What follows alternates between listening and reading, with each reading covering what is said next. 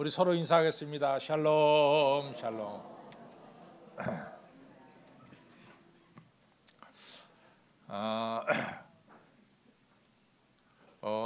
오늘이 이제 예수님께서 2000년 전에 나귀 타고 예루살렘 성에 입성하신 종료 주일이 됩니다. 내일부터는 우리가 고난 주간이 시작돼서 저희 교회는 고난 주간 특별 새벽 기도를 가지게 됩니다. 그리고 금요일에는 예수님께서 십자가에 달리셨죠. 오전 9시에 달리셔서 오후 3시에 이제 소천하시게 됩니다. 그래서 성금요일로 지내게 되고 주일로 3일 후에, 금요일 이후에 3일 후에 우리 주일날 예수님께서 부활하셔서 부활주일로 지내게 됩니다. 우리가 이제 기독교의 가장 핵심이 뭐냐? 기독교의 핵심은 뭐니 해도 예수님의 십자가 부활입니다. 그래서 우리가 복음하면은 예수님에 관한 소식인데 복음의 핵심이 뭐냐라고 물어보면은 예수님의 십자가와 부활이 복음의 핵심이다. 이렇게 우리는 이해하면은 되겠습니다. 오늘 이같이 중요한 십자가와 부활이라고 하는 이 중요한 진리를 우리가 이제 한 주간 동안 저희들이 지내면서 다시 한번 묵상하는 그런 중요한 절기가 됐습니다. 오늘 우리가 읽은 이제 누가복음 9장은 상당히 중요한 자리를 차지하고 있습니다. 우리 예수님께서 이제 3년 동안 공생의 사역을 하셨습니다. 근데 이 3년의 사역을 말씀하면은 이 갈릴리 사역과 또 예루살렘 사역이다 이렇게 나눠서 말씀을 드릴 수가 있습니다. 이 갈릴리 사역은 아시다시피 예수님께서 많은 기적을 행하셨어요. 그리고 예루살렘 사역은 예수님께서 고난받고 십자가에 달려 돌아가신 것이 예루살렘 사역의 내용이다 이렇게 말씀을 드려도 됩니다. 우리 예수님께서 사실은 태어나기는 예루살렘 근처인 베들레헴에서 태어났는데 자라기는 갈릴리 지역 중에 한 도시인 나사렛에서 이제 성장을 하셨습니다. 근데 여러분들 제가 뭐 예루살렘, 갈릴리, 예루살렘 말씀드려도 여러분들이 잘 이렇게 머리에 정리가 안 됩니다.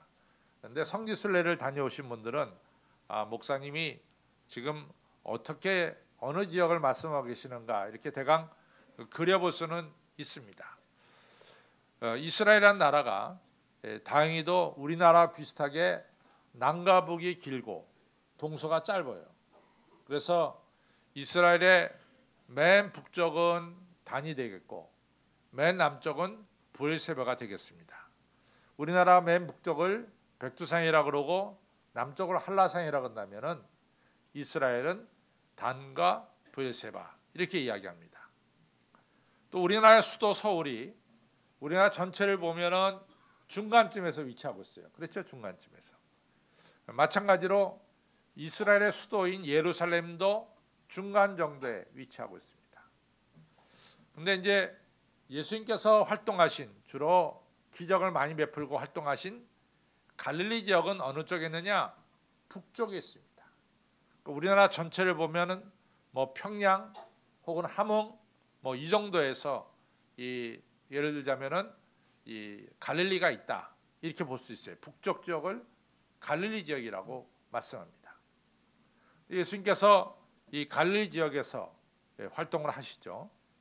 그리고 이제 갈릴리 지역의 사역을 끝내시고 예루살렘으로 내려오십니다. 그래서 예루살렘 사역이 시작되는데 누가복음 전체가 24장이에요.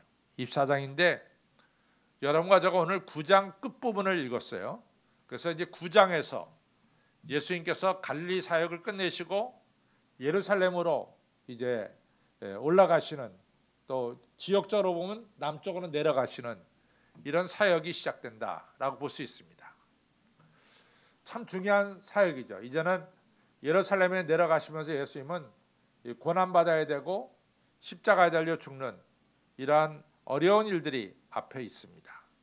근데 이러한 일을 앞에 두고 예수님은 제자들을 데리고 어디로 갔냐면은 가이사라 빌립보 지방이라는 데를 갔어요. 근데 가이사라 빌립보가 어디냐? 그것은 바로 조금 전에 제가 말씀드린 이스라엘의 맨 북단 단 바로 옆에 있는 도시가 가이사라 빌립보 지방이에요. 가이사라 빌립보 지방에 가서 예수님 묻죠.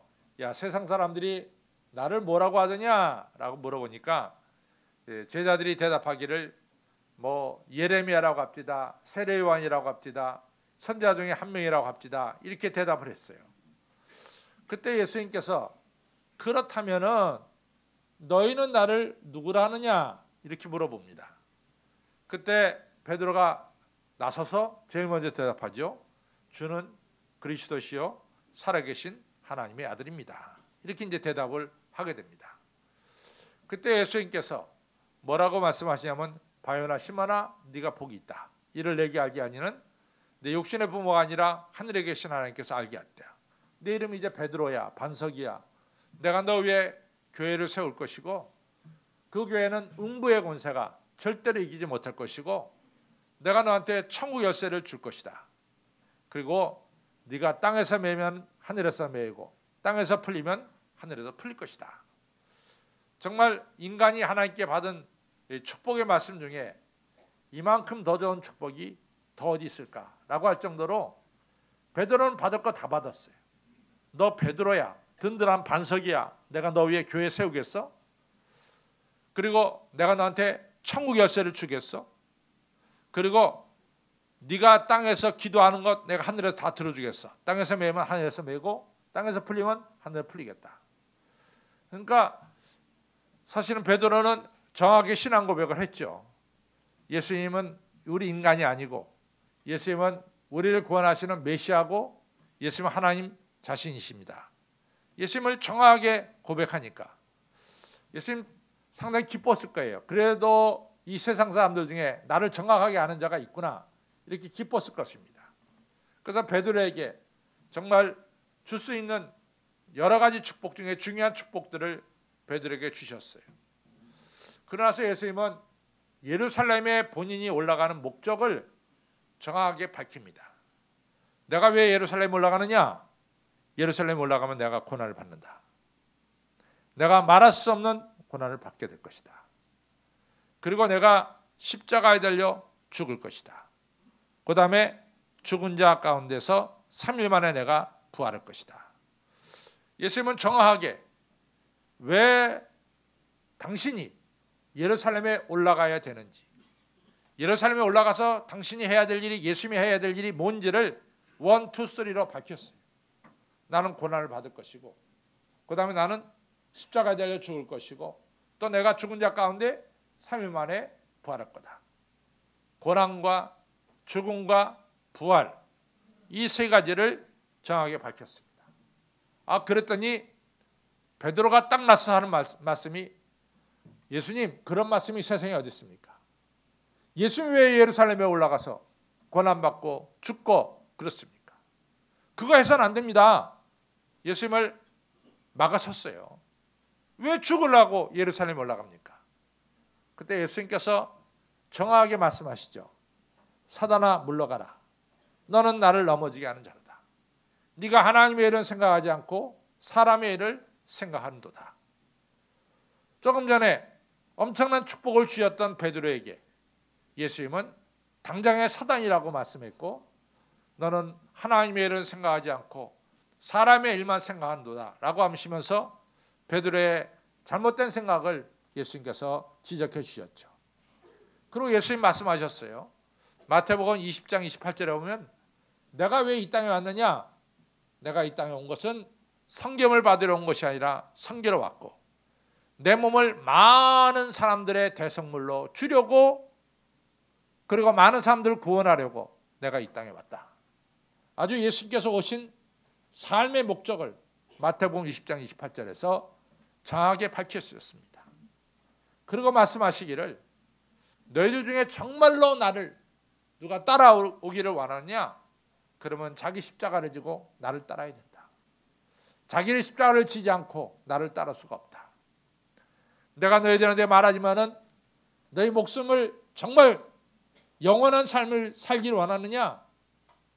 자기 목숨을 위해서 이 땅에서 이 땅 것을 바라보고 살 것 같으면 그 목숨을 잃을 것이고 나를 위해서 정말 너희 목숨을 바칠 이러한 삶을 산다면 틀림없이 너희는 영생을 얻게 될 것이다. 정말로 중요한 말씀들을 예수님께서 누가복음 9장에서 말씀하셨어요. 예수님은 왜 예루살렘에 올라가느냐? 예수님께서 예루살렘에 올라가는 목적은 아주 분명하고 아주 간결합니다. 나는 고난받으러 가고 주로 가고 틀림없이 부활의 역사가 일어날 것인데, 그 이유는 뭐냐? 인류를 살리기 위해서 인류의 죄를 대신 지시고 대속물로 내가 이같이 고난받고 죽고 부활한다 말씀하셨어요. 이런 가운데 예수님이 이제 예루살렘에 올라가는데, 예수님을 따라서 덩달아 올라가겠다고 하는 적어도 3사람이 오늘 성경에 나옵니다. 그 중에 한 명이 예수님에게 엎드려서 저도 예수님을 따라서 예루살렘에 올라가겠습니다 라고 대답을 했어요. 근데 이 사람이 누구냐? 누가복음에는 이 사람에 대해서 자세하게 안 나오는데, 마태복음 8장 19절에 보면은 이 사람을 서기관이라고 정확하게 밝히고 있습니다. 그럼 서기관이 뭐냐? 서기관은 아시다시피요, 여러분들 서기관은 쉽게 말하면 성경을 필사하는 사람입니다. 아주 간단하게 얘기하면 성경을 갖다가 이 옆에서 옮겨 쓰는 사람이죠. 그때는 인쇄술이 발달되지 않았기 때문에, 지금은 뭐 인쇄기기에 딱 넣으면은 성경이 척척척척 만들어서 나오지만은, 그 당시에는 성경이 전부 다 사람의 손에 의해서 이같이 글로 쓰여졌습니다. 그런데 여러분들 그 당시에 예수님 당시에 글을 읽고 글을 쓸 수 있는 사람이 전체 인구의 몇 프로가 됐을 것 같아요? 여러분들 생각에. 글을 읽고 글을 갖다가 받아 쓸 수 있는 사람들이 전체 인구의 몇 프로가 됐을 것 같습니까? 1%. 네, 그 정도밖에 안 됐어요, 실제로. 왜냐하면은 여러분들 우리나라 100년 전만 돌아가더라도, 우리나라 지금 2015년인데 1015년으로 돌아가면은 1015년에 대한민국 조선 사람들 중에 글을 쓸 수 있는 사람이 전체 인구의 몇 프로가 됐을까?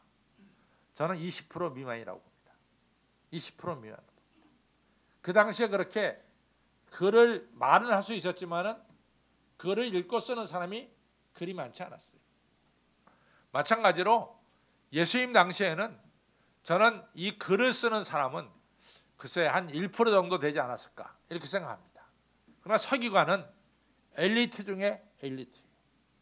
서기관은 지배계급입니다. 예수님 당시의 지배계급이 대제사장이 지배계급입니다. 그 다음에 소위 말해서 사두개파 사람들이 지배계급입니다. 근데 바리새파 사람들은 상당히 많았어요. 근데 바리새파 사람들 중에 일부가 이제 지배계층이었어요. 예를 들면 니고데모도 지배계층이고, 또 아리마대 요셉도 지배계층이었습니다. 그러니까 오늘 예수님을 따라 나서겠다는 사람은 틀림없이 지배계층의 한 사람이었어요. 그러니까 이 사람은 별로 모자람이 없이 잘 사는 사람이에요, 지금 현재로 볼 때는. 근데 이 사람이 예수님을 따르겠다라고 나온 거예요. 근데 이 사람이 왜 예수님을 따르겠다고 나왔을까? 이 사람은요, 나름대로 생각한 게 있습니다. 예수님을 보니까 예수님은 보통 사람은 아니에요. 자기가 그 사람이 몇십 년을 살았는지 모르지만은 자기가 살아온 삶을 보면은 예수님 같은 분은 2명도 없어.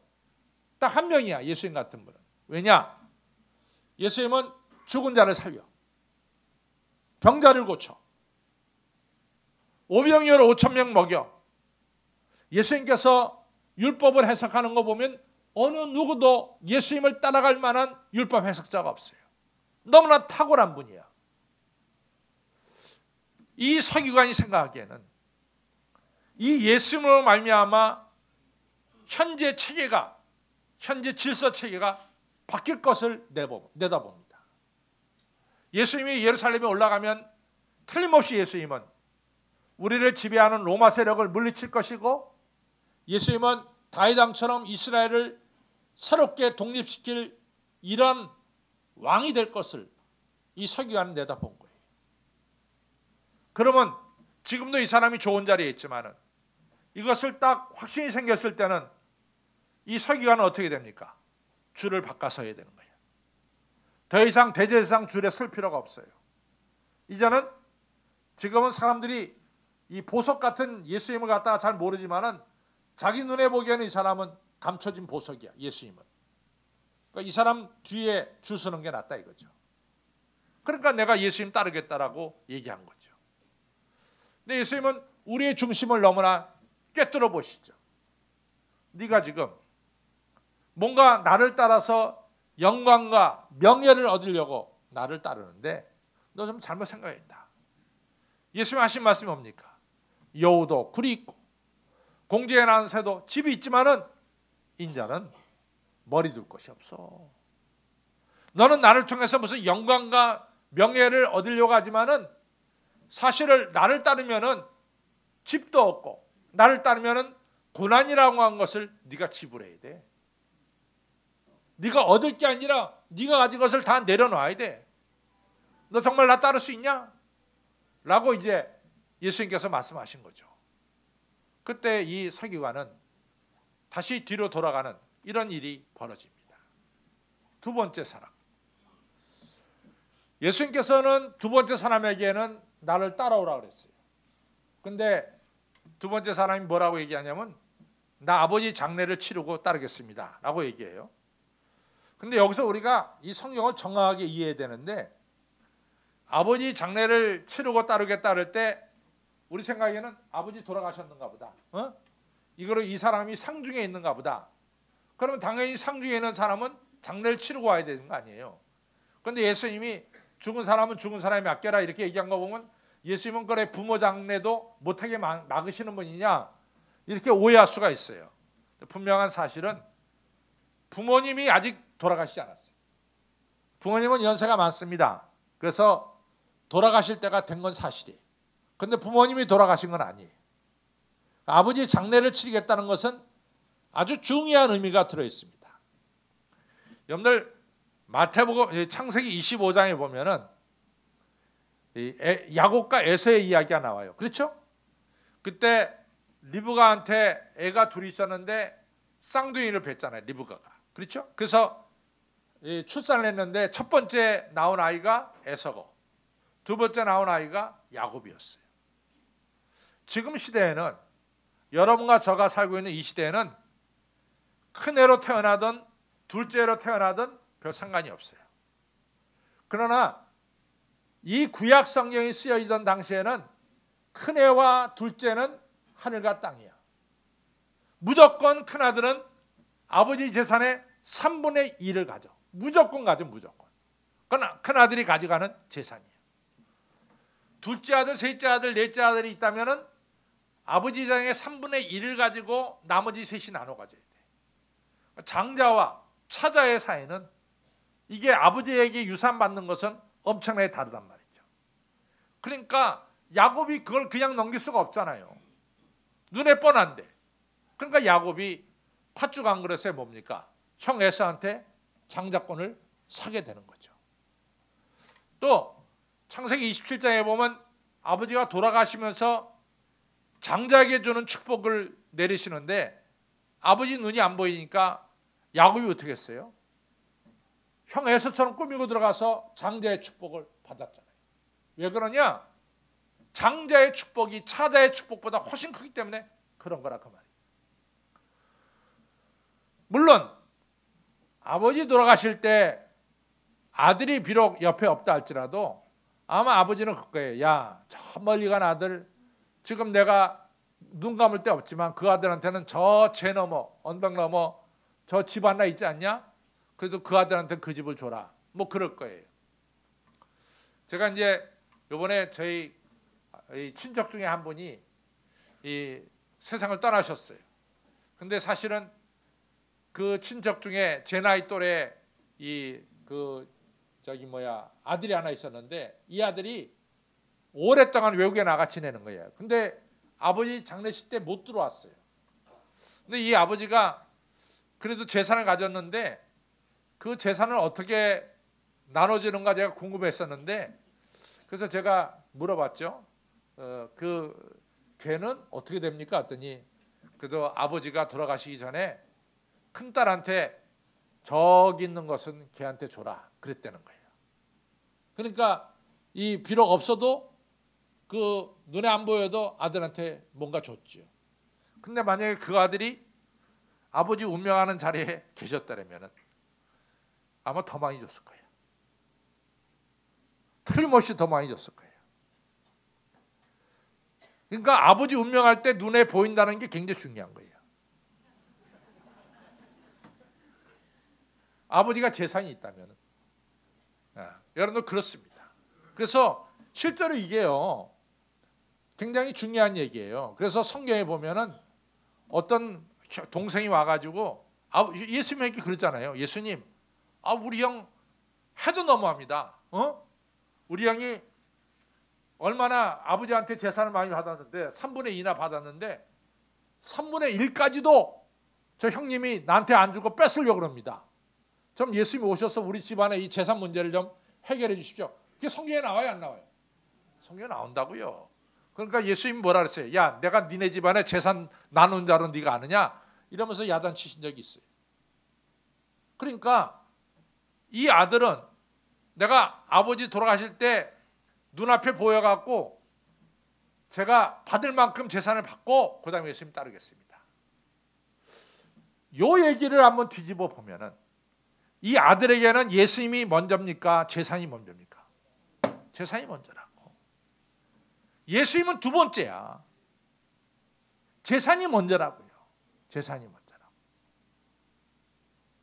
근데 우리가 성경에 나오는 중요한 인물들, 예를 들자면은 아브라함이죠.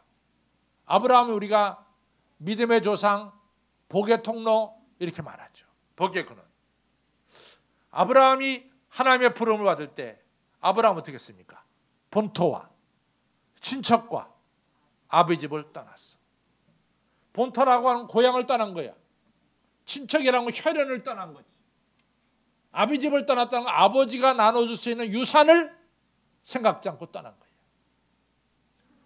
아버지가 주는 유산을 받는 것이 아니라 이제 아브라함은 누가 주는 온 우주 만물의 주인 되시는 하나님이 주신 기업을 받는 자가 돼버린 거죠. 그것이 중요한 거예요. 베드로가 예수님을 따를 때 어떻게 따랐습니까? 베드로가 예수님을 따를 때 배와 그물을 버려두고 따랐어요. 여러분들, 여러분과 저가 이 시간 예수님을 따른다고 할 때 뭐가 가장 우선적인 거예요? 여러분들 어느 정도 재산이 차해진 다음에 그 다음에 예수님 따르겠어요? 제가 한참 일하는 분한테 교회 열심히 나가서 봉사하라 했더니 목사님, 내가 은퇴하면 열심히 하겠습니다. 지금은 돈 벌어야 되겠어요. 그 사람은 지금은 돈 버는 게 예수님보다 앞서는 거예요. 목사님은 자꾸만 바쁜 나한테 교회 봉사하라 그런다고. 내가 은퇴하면 할 일 없을 때 내가 교회 봉사할 텐데 왜 그러냐고. 그러니까 교회는 할 일 없을 때 일하는 게 그거가 돼버린 거예요. 예수님께서 원하시는 것은 정말 네가 아버지의 유산보다 하늘이 주는 기업을 더 소중하게 여기느냐, 이것을 갖다가 물어보시고 계신 거죠. 세 번째는, 오늘 이 세 번째 사람은 제가요 예수님을 따르겠는데 먼저 제가 제 가족과 좀 의논하고 나서 좀 따르겠습니다. 이런 얘기예요. 제 가족과 의논하고 나서 따르겠습니다. 제 마음에는 예수님을 따를 마음이 한 50%는 있습니다. 근데 집에 가서 제 아내와 좀 상의하고 나서 따르겠습니다. 근데 틀린 얘기는 아니에요. 틀린 얘기는 아니죠. 가족의 화합과 가와만사성이라고 틀린 얘기는 아닌데, 우리가 신앙적으로 보면은 잘 보십시오. 우리의 신앙은 하나님과 나와의 1대1의 관계라고. 1대1의 관계입니다. 여러분들, 여러분들 부모가 신앙생활 잘했다고 해서 여러분들이 천국 가는 거 아니에요. 여러분들 아내가 그렇게 열심히 기도생활 잘하고 열심히 해서 나는 뒤따라가는 게 아니라고. 신앙은 나와 하나님 사이에 1대1의 신앙 고백이 있어야 되는 거예요. 이 신앙 고백이에요. 적어도 신앙에 대한 문제는 내가 신앙 안에서 결단해야 되는 거예요. 내 신앙 문제를 무슨 아내와 상의한다? 상의할 수 있겠죠. 그러나 중요한 것은 내가 하나님의 부르심에 내가 결단하는 거예요. 아브라함이 훌륭한 것은 뭐냐? 아브라함이 창세기 22장에 하나님께서 아브라함을 불렀어요. 야, 네 100세에 난 아들 이삭을 바쳐라. 근데 아브라함이요, 사실은 자기 아내한테 우리 하나님 요즘 정신이 이상한가 봐. 왜 100세 준 아들 또 달라 그러지? 왜 줬다 뺏어? 뭐 이러면서 아내한테 얘기할 수 있었는데 아브라함은 그러지 않았어요. 그냥 그 명령 받자마자 데리고 갔다. 그러니까 하나님 뭐랍니까? 내가 이제 알았다. 네가 네 아들 독자라도 아끼지 않고 내게 바치는 걸 보니까 네가 정말로 나를 사랑하는 줄 내가 알았다. 이렇게 말씀하시는 거죠. 여러분도 그렇습니다. 신앙은 나와 하나님 사이에 1대1의 결단이 있어야 돼요. 그러니까 이 사람은 50%는 예수님 따를 마음이 있는데 50%는 다른 사람에 의지하고 있어요. 신앙은 100% 여러분들이 결정돼야 될 줄로 믿습니다. 이 세 사람 다, 첫 번째 사람, 내가 서기관인데 내가 예수님 따라서 명예를 얻겠다고 하는 사람. 둘째, 아버지의 장례식을 내가 치르고 가야 되겠다는 사람. 세 번째, 집에 가서 은원하고 가야 되겠다는 사람. 세 사람 다 그들 마음속에 절대적으로 예수님의 명령에 내가 순종해야 되겠다는 마음이 없어요. 세 사람 다 한마디로 말하면 내가 예수님을 따라가는데 십자가 지고 따르겠다는 이 결단이 없는 거예요. 세 사람 다 예수님 말씀한 것처럼 한마디로 손에 쟁기를 잡고 뒤를 돌아다보는 이러한 사람들이 바로 세 사람입니다. 그러나 예루살렘으로 향해서 예수님께서 올라가실 때 예수님은 고난받기로 작정하셨고 모든 사람의 대성물로 죽기로 작정하셨고 죽은 자 가운데 3일 만에 부활하실 것으로 작정하셨어요. 베드로가 안 된다 막아도 베드로를 물리치면서 사단아 물러가라 하면서 예수님은 예루살렘을 향해 올라가셨어요. 오늘 예수님을 따르는 여러분과 저는 어떤 자세로 따르느냐, 너무나 중요한 것 같아요. 정말로 오늘 이 시간 여러분과 저는 예수님께서 나 대신 십자가에 달려 죽으심으로 말미암아 내가 구원받고 하나님의 자녀가 되었다는 사실을 확신하고 있느냐, 이것이 중요합니다. 주님이 여러분과 저를 위해서 십자가에 달리셔서 그가 찔림은 나의 허물을 인함이고 그의 상함은 나의 죄악을 인함이고 그가 십자가의 징계를 받음으로 내가 이같이 하나님의 거룩한 아들 딸이 됐고 예수님께서 십자가에 이같이 채찍에 맞음을 통해서 여러분과 저의 질병이 나음을 입었다는 이 귀중한 진리를 확실하게 여러분들이 마음에 믿고 있느냐 하는 얘기입니다. 이것이 이거 없다면 여러분들 십자가 질 수가 없어요. 이거 없다면 내가 여러분들에게 십자가 져라 그래도 그거는 딴 사람 이야기예요. 그러나 정말로 여러분들이 예수님께서 나를 위해서 고난받으시고 십자가 지시고 죽으셨다는 사실을 알 때 우리는 십자가를 지고 주님의 뒤를 따를 수가 있습니다. 주님을 사랑할 수가 있습니다. 클락이라고 하는 영국 선교사인데 이 사람이 아프리카 탄자니아에서 선교사 노릇을 했어요. 그런데 자기 선교 지역에 젊은 남자가 암사자에게 물리는 거야. 그걸 갖다 이 선교사가 발견했어요. 그래가지고 암사자 이 흑인은 무는 걸 갖다가 암사자 갖다가 이 보냈어요. 근데 이미 암사자가 하도 많이 물어가지고 이 사람이 거의 정말 죽을 지경에 이르렀어요. 선교사 부부가 한 달 동안 정성을 다해서 이 사람을 치료했어요. 이 사람 살아났습니다. 선교사는 그로부터 3개월 뒤에 이 아프리카 이 탄자니아 수도 들어가서 이제 선교 본부에서 일하게 됐어요. 어느 날 이 죽음에서 암사자에 물렸다가 죽음에서 살아난 이 사람이 글쎄 자기 부인과 애들을 데리고 이 선교사를 찾아온 거예요. 선교사님 덕분에 제가 죽을 자리에서 살아났습니다. 선교사님은 우리 족장의 이 전통을 아시죠? 우리 족장의 전통은 사람을 살려주신 이에게 우리 자신을 바치게 되었습니다. 저와 이 가족이 주님을 이 당신을 위해서 이제 완전히 바치겠습니다. 이같이 내 생명을 살려주신 의인에게 아프리카 그족에는 자기와 자기 가족을 바치는 이러한 전통이 있었다는 거죠. 여러분과 저는 예수님께서 나를 위해서 죽으시고 나를 살리시고 나를 자녀 삼아 주신 것을 정말로 확실하게 믿느냐는 거죠. 이거 믿으면요, 여러분들 믿으면 확실한 믿음이에요. 이거 믿으면 우리의 미래를 걱정할 필요가 없어. 우리의 미래는 틀림없이 잘 됩니다. 독생자 아들을 나에게 주신 우리 하나님께서 아들과 함께 모든 것을 주시지 않겠느냐, 이 진리를 받아들이게 되고 믿게 되는 거죠. 우리의 미래는 영광스러운 미래가 된다는 것을 알게 되죠. 이걸 깨닫게 되면은 여러분과 저는 십자가도 질 수 있고 예수님을 사랑할 수도 있어요. 예수님을 사랑하면은 여러분과 저는 정말로 날마다 예수님 주시는 은총과 축복 가운데 여러분과 제가 살아갈 수가 있는 거죠. 성도 여러분, 우리가 예수님을 따르는 데는 값을 지불해야 됩니다.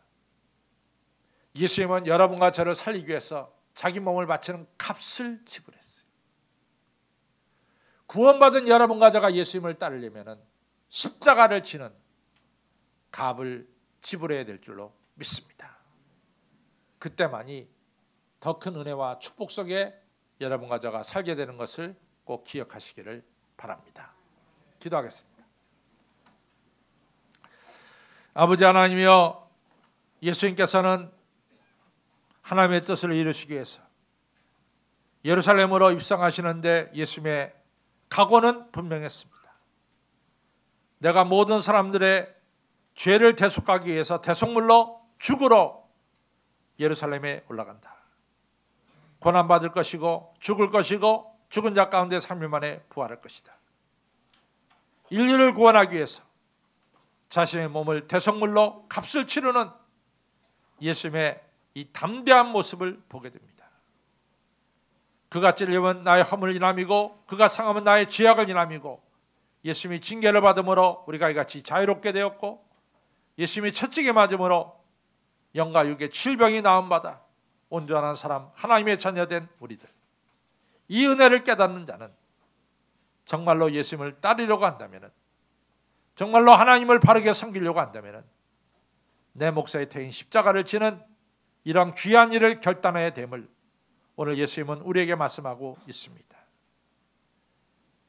십자가를 지지 않고 값도 지불하지 않고 그저 예수님에게서 떨어지는 떡고물만 먹겠다고 하는 사람들은 쟁기를 잡고 뒤를 돌아다보는 자요, 하나님 나라에 합당치 않은 자라고 오늘 예수님은 말씀하고 있습니다.